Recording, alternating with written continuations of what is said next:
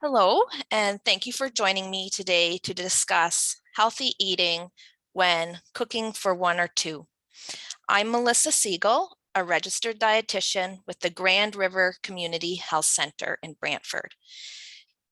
Before we get started, please note that any products or services discussed today I do not have affiliations with other than Grand River Community Health Center, and information discussed today does not replace individual advice by your healthcare provider.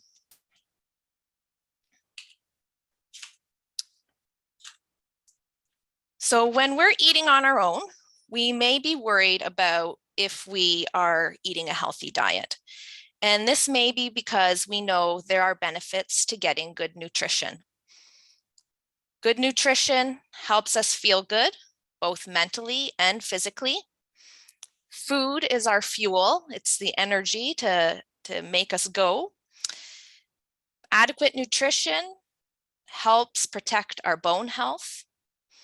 It also helps to lower our risk for chronic disease or manage chronic diseases that we may already have. Proper nutrition helps protect us from and recover from illness or injury, and it helps us to foster our independence. Did you know that 1 in 3 older adults are at risk of malnutrition? That can seem like a pretty shocking statistic. If you are interested, you can visit www.nutritionscreen.ca to complete an eating habits survey. You will be provided with tips for areas of improvement, or you can then discuss these issues with your healthcare provider and dietitian.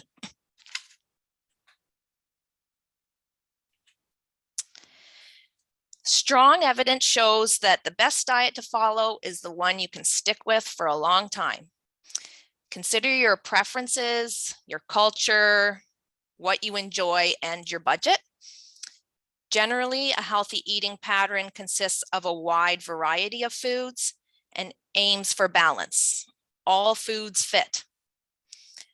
As we age, there are a few nutrients to be more aware of when we plan our meals. So we'll go through some of those. Protein. So protein helps us maintain our muscle mass and strength. It provides protein-rich foods provide important vitamins and minerals for energy and healing. And protein is important for our appetite and fullness. Protein-rich foods include red meats, poultry, fish, eggs, dairy products, nuts and seeds, and legumes, which would be beans and lentils. Protein options are often what we leave out if we don't have the energy to cook or the desire to cook. So a few tips. Try cooking several portions at once and freeze the leftovers. You can reheat them another time or use them in other meals. An example of this would be roast chicken breast. So one day you eat it as a roast chicken with a side of vegetables and potatoes perhaps, but then the next day you slice up some of the chicken breast and add it to a stir fry. You might think of adding more legumes to your diet. So canned options are just as nutritious as cooking them from dry and from scratch, and they're quick. And you can keep an open amount of legumes in a container in the fridge for several days, and then just take a handful and add it to soups or salads or pasta sauces. You can also think of adding nuts and seeds to cereal or yogurt for some crunch. And canned fish can make a quick protein option. Fiber is also important. It helps us maintain a healthy digestive system. It also helps with the management of many chronic diseases and helps with our fullness and appetite. Fiber is the peels, skins, seeds of our plant foods, which would be fruits and vegetables, nuts and seeds, whole grains, legumes.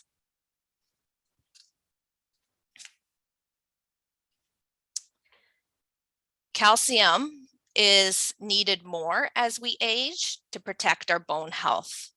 So food sources of calcium don't just include dairy products, but also nuts and seeds, dark leafy greens, those legumes again, and fortified products such as calcium fortified orange juice. And then we have vitamin D, the sunshine vitamin. Vitamin D helps our body to absorb calcium better and maintain our bone health. In Canada, it's hard to get enough of this vitamin from the sun.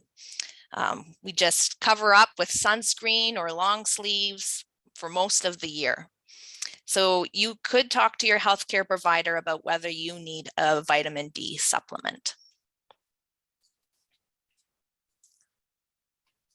And staying hydrated is important. Unfortunately, many of us do not drink until we have the signs of dehydration. So those signs would be thirst, headaches, dizziness, maybe strong odor or dark color to our urine. So water is always the recommended choice, and you can make it more interesting by adding frozen fruits to it, maybe some citrus slices or mint to give some flavor. Try filling a water jug or a bottle of water and seeing whether you can drink it by the end of the day, whether you feel thirsty or not. And also remember that our fluid needs get met through high water content foods. So your fruits and vegetables, things like melons, cucumbers, celery, they have a high water content. And then other liquid foods like soup count as well. Sometimes I get questions about what about my coffee and tea? So they can also provide you your fluids through your day. You may want to choose decaffeinated if you drink a lot of coffee or tea though. So now that we've reviewed some of the important nutrients to look for in our foods and our meals, how can we make this happen when we're cooking for ourselves or one other person? So these are some of the common challenges people list when they're cooking for one or two. They say it's time consuming. What do I do with all the leftovers? It's difficult to buy small quantities. Maybe I don't get as much enjoyment out of my meals, and that perhaps it's expensive. So here are some tips to help. Number one is always to plan ahead. So making a menu plan and a grocery list can help you save time in the long run. It can also help your appetite if you know you have something to look forward to. Planning meals ahead will help you know what foods to have on hand, so you will be less tempted by the less nutritious options we might grab. You can also think about preparing batch meals. So that means cook once, eat twice. How can you incorporate this into a few meals of your week? And ideas for planning ahead can include cutting up vegetables and storing them in an airtight container in the fridge. So you might cut up some cucumbers or celery, pepper slices, carrot sticks. And this way they're either ready to grab to eat raw, or you could steam them or bake them, put them in a stir fry. So again, all that chopping is sometimes an area people don't like doing for their vegetable intake, but if it's all done and ready for you for a few days, that makes it a bit easier. You can also boil eggs ahead of time. So you might think about boiling half a dozen eggs and keeping them in your fridge, and they can last up to 5 days in the shell in your fridge. So again, another protein-rich snack. Or you might think of cooking a larger portion of rice or pasta and keeping it in your fridge, and over the next few days, incorporating that into your meals. Grab a scoop, put that as a side dish, or add it to a stir fry or soup.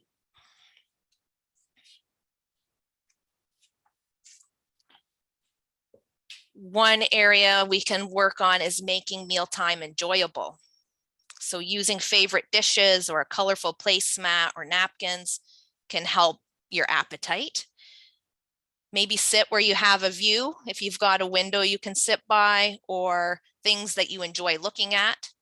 You could put on some music. And most importantly, remember that eating is more about it's not as much about getting your nutrients. It is a time to enjoy and take time for yourself. Sharing food is one way that we enjoy it.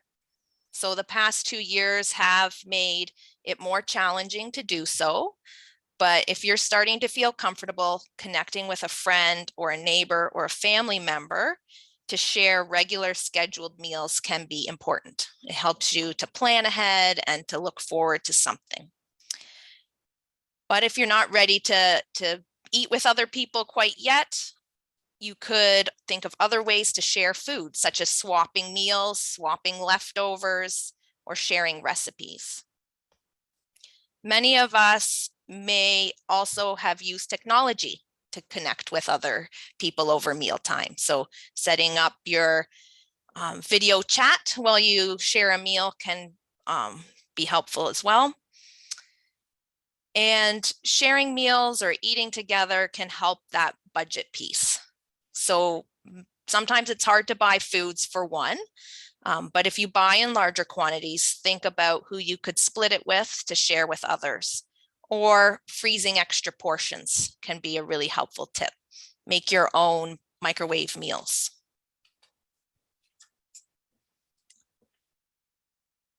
Keep staples on hand.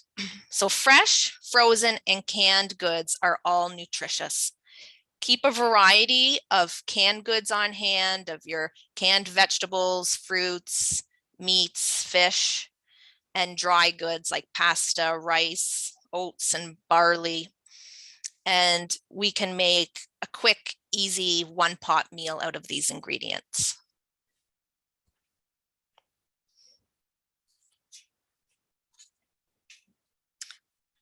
So to help us with the time portion, crock pots or slow cookers can take a little bit of prep at first to cut up all the ingredients and get them ready, but then it cooks while you do other things like sleep or go about your day. If you find that you have more energy at the beginning of the day, crock pots are a useful tool because you can do the prep in the morning, and then by the time the evening comes, when you might not have as much energy for meal prep, your food is ready to go. We can also think of using microwaves for more than heating up. So you might look for some recipes that are quick and easy to prepare using a microwave. And use that freezer. If you have freezer space, it's a great way to, again, make your own meals ahead of time. So you're cooking once, eating twice or more times. And you could also think about freezing cut up vegetables and fruits so that they're ready to go anytime. You just can put them into a Ziploc baggie or a container in the portions you might need, and then you can just put them into soups or sauces when you need them.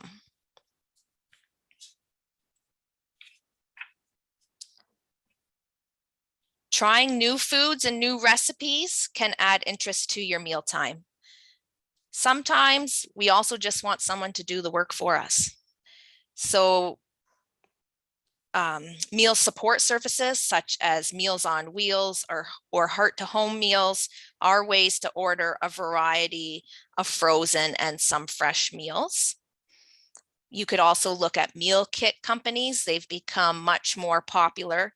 So these companies provide you a recipe and ingredients in the proper amount so that we reduce our food waste.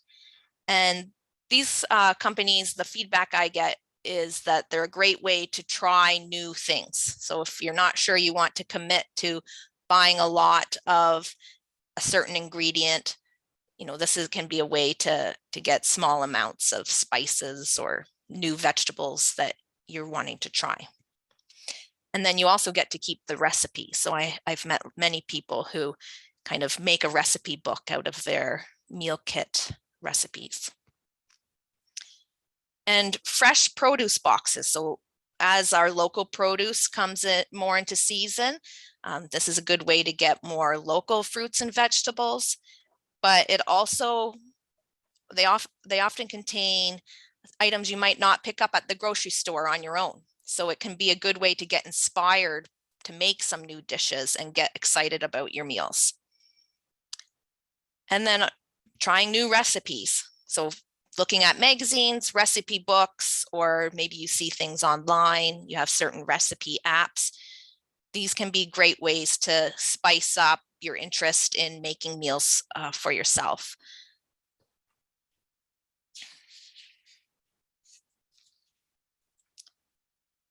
And adjusting recipes can be tricky sometimes, as most are for 4 to 6 people.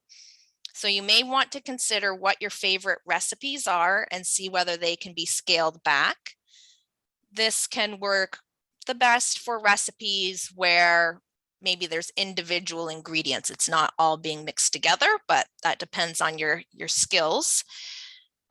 So one example would be this baked chicken recipe for one.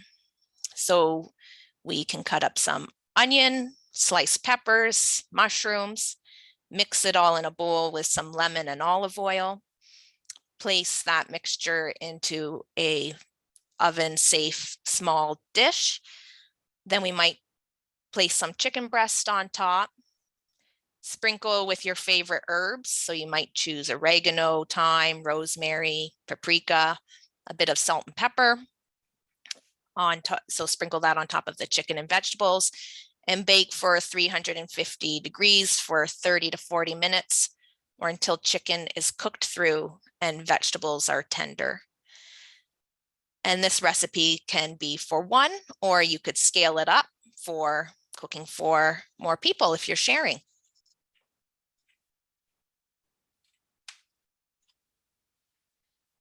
And if you're looking for more information, cooking classes or sessions on lifestyle and mental health, you can visit us at grandriverchc.ca.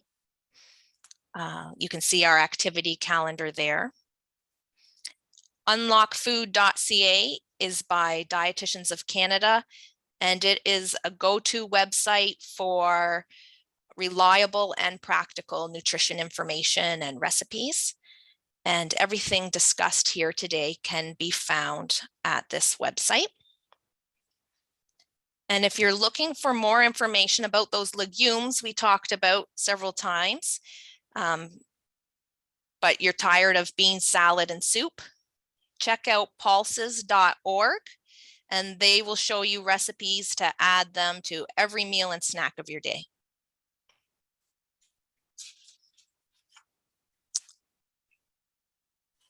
So that's it. I'd like to thank you for joining me today, and happy eating.